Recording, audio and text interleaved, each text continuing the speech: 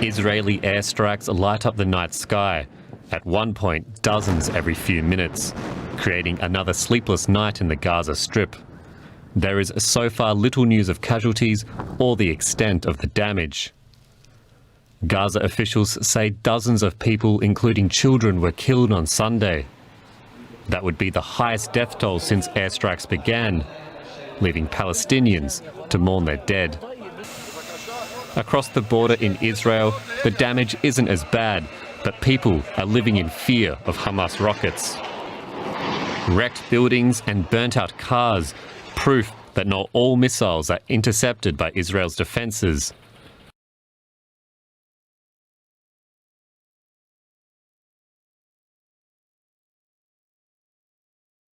There were clashes in Berlin on Saturday at a pro-Palestinian rally, one of several that took place across the city as well as other regions of Germany.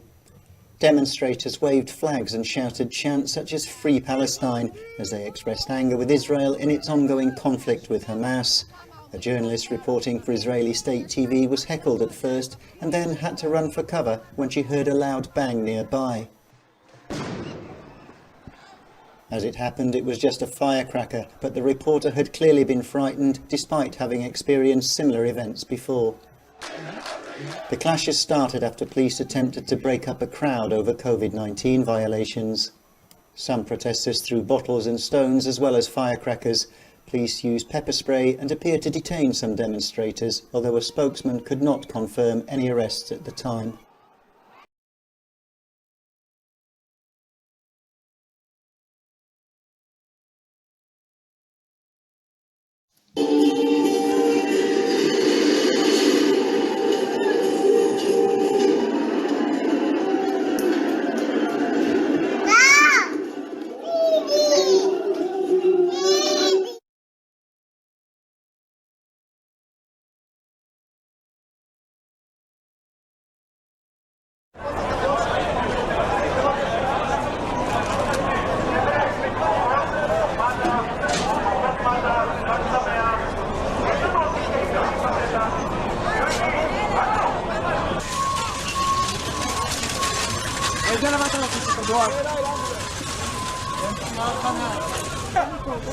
האמבולנס הזה יכול לצאת?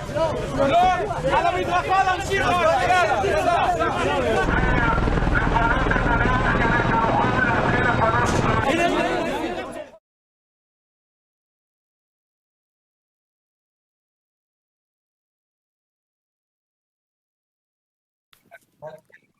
In Sheikh Jarrah, for weeks a site of tension and protest, a new level of violence.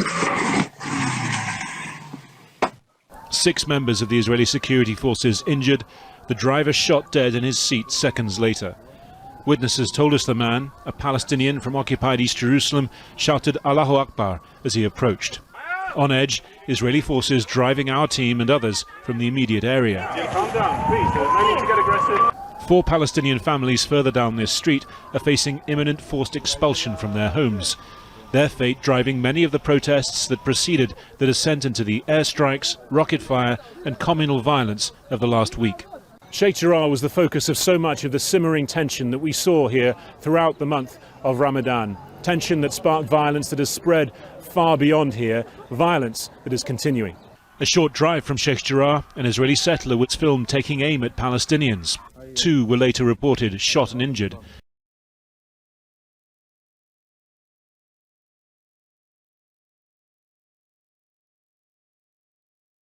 In Russia, a court is due to decide whether groups supporting jailed Kremlin opposition figure Alexei Navalny should be declared extremists. Authorities there have been clamping down on opposition to President Vladimir Putin. The designation could mean activists face long jail sentences for opposing Russia's leadership.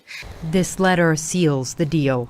It officially ends Andrei Prokudin's contract with Alexei Navalny's team. Andrei headed the opposition politician's regional office in Tver for 4 years. Russia will be free, he says. Andrei was arrested at recent unauthorized protests his team organized in Tver. But now his office, along with 36 others in Navalny's campaign network, have had to close. Russia's state prosecutor wants them declared extremist.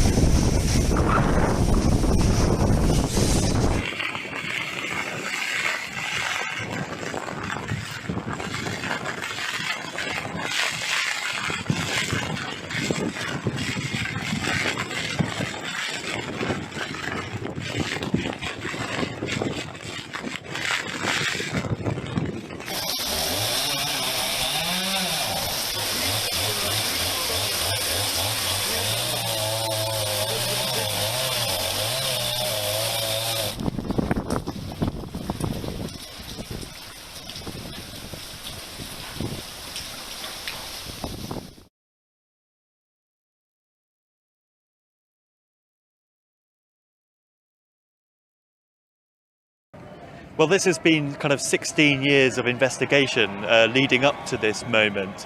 And when the big day arrived, accused number one, that is the former South African President Jacob Zuma, has called effectively for the chief prosecutor working on this case, Billy Downer, to be removed, to be recused from the proceedings.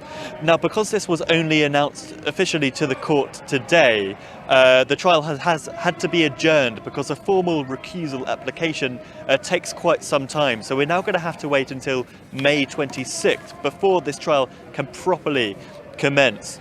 Now, this was always going to take a long time. It's worth remembering, there are more than 200 witnesses to be called and thousands of documents and other pieces of evidence to be poured through.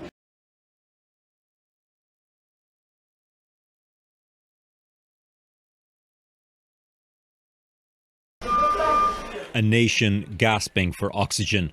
But this is not India, this is Nepal.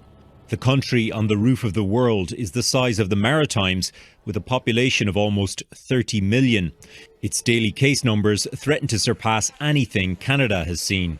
Its health system is underfunded by any standard, even compared with its struggling neighbour, India. It's believed part of the reason for this current wave is migrant workers returning home from India after lockdown layoffs, bringing the virus back with them. Nepal's vaccination rate is currently around 7%.